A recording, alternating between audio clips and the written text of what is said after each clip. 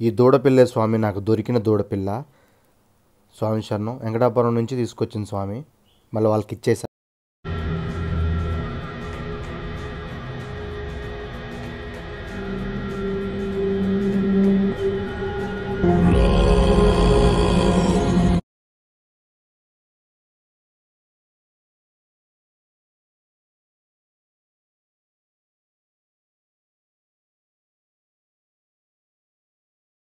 శరణయ్యప్ప.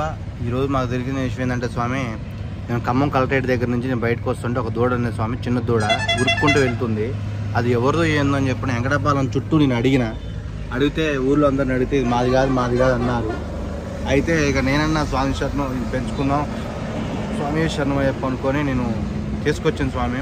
తీసుకొచ్చి వేరే వాళ్ళ ఇంటికాడ పెట్టి ఒక పాపం తల్లి లేని లోటు తీరవాలని చెప్పని నేను అక్కడ పెట్టి వాళ్ళతో మాట్లాడితే వాళ్ళు రోజుకి లీటర్ పాలు అయితే స్వామి అంటే, సరే స్వామి ఎంతైనా పర్లేదు నేను ఇస్తా స్వామి అని చెప్పని నేను అన్నా స్వామి.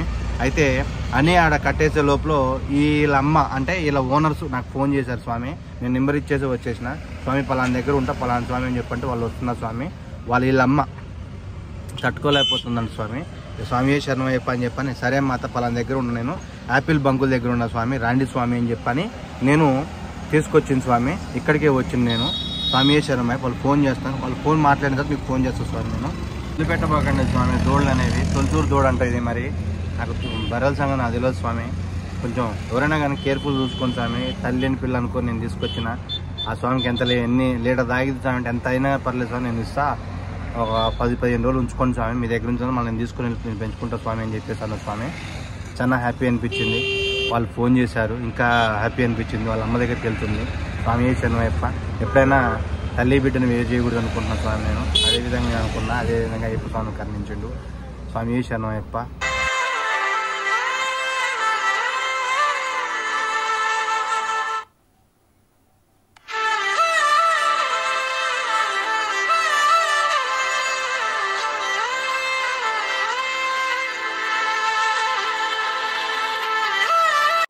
ఈ స్వామికి దూడపిల్ల చూసిన కానీ చాలా హ్యాపీ అనిపించింది స్వామి. ఈ దూడపిల్ల కోసం వెంకటాపురం అంతా తిరిగి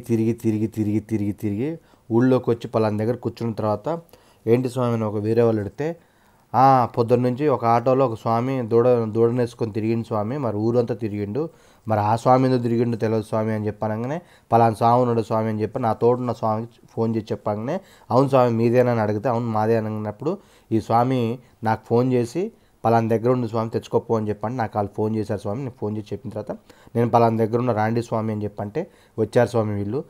ఈ స్వామి చూసిన కాడి నుంచి, ఈ దూడను చూసిన కాడి నుంచి చాలా హ్యాపీగా అనిపించింది స్వామి. పొద్దున్న నుంచి ఏం తెలియదంట ఈ స్వామి, ఈ ఎతికినందుకోసం చాలాసేపు ఎతికిందంట స్వామి. అయితే ఈ స్వామి దూడను చూసినాక చాలా హ్యాపీగా ఫీల్ అయ్యిండు. ప్లస్ మళ్ళీ అందులో ఈ దూడ ఆడను పోయిందేమో అని చెప్పని చూసిన తర్వాత చాలా కన్నీళ్ళు పెట్టుకోండి స్వామి. ఈ స్వామి అయితే కళ్ళమ్మటి నీళ్ళైతే ఆగట్లేదు స్వామి. ఈ స్వామికి పాపం స్వామి శరణం చాలా ఇబ్బంది పడ్డాడు పాపం. కళ్ళమ్మటి నీళ్ళైతే ఆగట్లేదు ఈ స్వామికి. నోటి నుంచి మాట కూడా రావటం లేదు. ఒక తల్లిని నేను దూరం చేశానా అనుకుంటూ స్వామి చాలా బాధపడ్డాడంట స్వామి. అగో మాట్లాడలేకపోతాడు స్వామి శరణం. చాలా హ్యాపీగా ఫీల్ అయింది స్వామి చూసినాక. పాపం ఈ స్వామిది కాంపెల్లి మండలం అంట స్వామి. కాంపెల్లి మండలంలో ఊరే అంట స్వామి. ఇట్లాంటివి 2 చనిపోయినాయి అంట స్వామి. ఇది 3వదంట. ఈ వాయిస్ నేను పెట్టడం కారణం ఏంటంటే, మా స్వామి గేదెను చూసి చాలా కన్నీళ్ళు పెట్టింది స్వామి. తల్లిని అన్యాయం చేసినాము అనుకుని స్వామి శరణం నాకు లేట్ అవుతుందని చెప్పాను. వాళ్ళకి అప్పచెప్పేసి నేను వచ్చేసింది స్వామి. ఏదైనా కానీ అయ్యప్ప స్వామి ఉన్నాడు స్వామి.